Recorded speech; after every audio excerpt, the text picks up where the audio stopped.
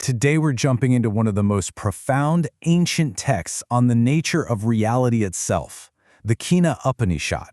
We're going to unpack the power behind your own eyes. So let's dive right in. The Upanishad doesn't start with the big declaration or an answer. Nope, it starts with a series of really powerful questions, like the one you see here. It's basically asking, hey, who's running the show? What makes your mind think? It's a pure, unbiased philosophical inquiry, pushing us to look way deeper than the surface of our own lives. So what's really going on here? This isn't just some abstract philosophical game. The text is trying to get at the very engine of our own awareness.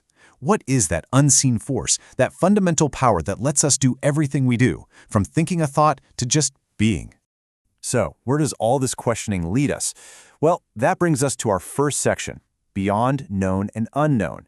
And as you're about to see, the answer the text gives us is this amazing paradox that totally challenges how we think about knowledge itself.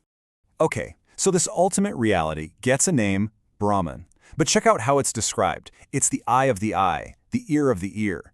The main takeaway here is that Brahman isn't something your senses can just pick up. It's the very power behind your senses that makes perception possible in the first place. It's not the light hitting your eye. It's the thing that allows you to see the light. And this, right here, creates a huge challenge, doesn't it? How can you possibly know the source of knowing itself? It's kind of like trying to see your own eye without a mirror. The tool you use for seeing can't directly see the thing that's doing the seeing.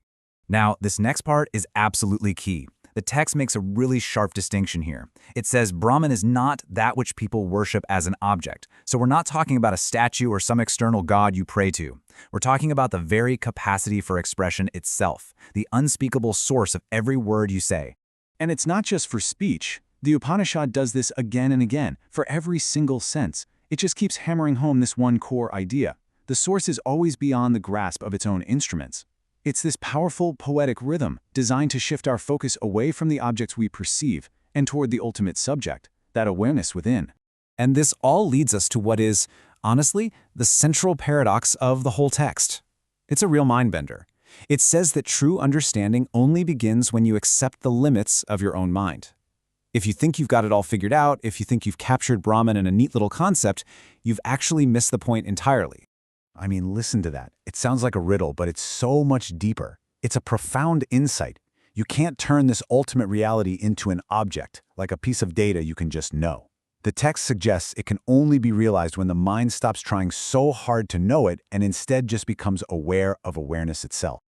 Okay, so that's some pretty abstract, heady stuff, right? Well, to make this idea a bit more solid and bring it down to earth, the Upanishad switches gears. It moves from this pure philosophy into telling us a story, a powerful parable about the gods. So the story goes like this. The gods, the Devas, they win this huge victory.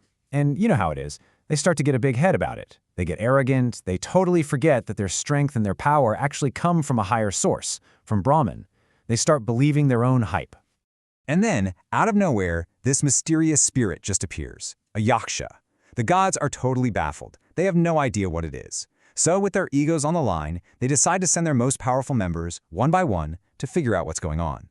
First up is Agni, the mighty god of fire. The spirit holds up a single, tiny blade of grass and says, "Burn this." And Agni, with all his immense power, the power to consume entire forests, he tries, and he fails. He can't even singe it. Why?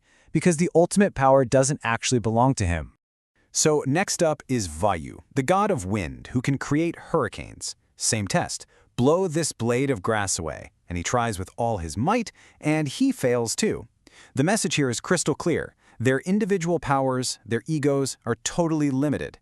They depend on a true source that is not them. So finally, the king of the gods himself, Indra, steps up. But something different happens. As he approaches, the spirit just vanishes. And in its place appears Uma, the embodiment of divine wisdom. And she gives them the big reveal.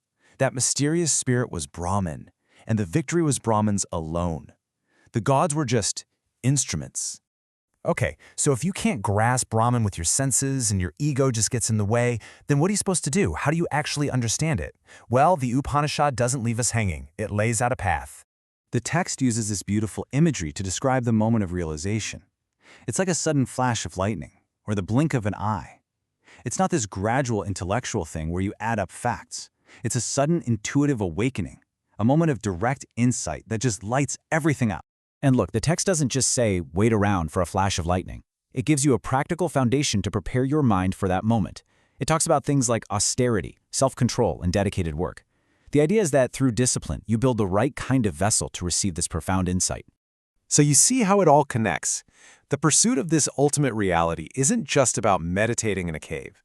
It's linked to a whole life of discipline, of dedicated action, and an unshakable commitment to truth. It's a complete system for personal transformation. And this right here is the ultimate promise of the Upanishads. Knowing this isn't just a cool philosophical exercise. It's meant to be truly transformative. It leads to liberation, to what it calls being established in the supreme, unshakable world, a firm foundation in reality itself. And that leaves us with this final, really provocative question. A question that flips the whole search on its head. What if this immense cosmic power you're looking for isn't out there somewhere? What if it's this silent, simple, ever-present awareness that is looking through your own eyes, right now? The whole search, the text suggests, leads you right back here, to the silent, unseen knower within.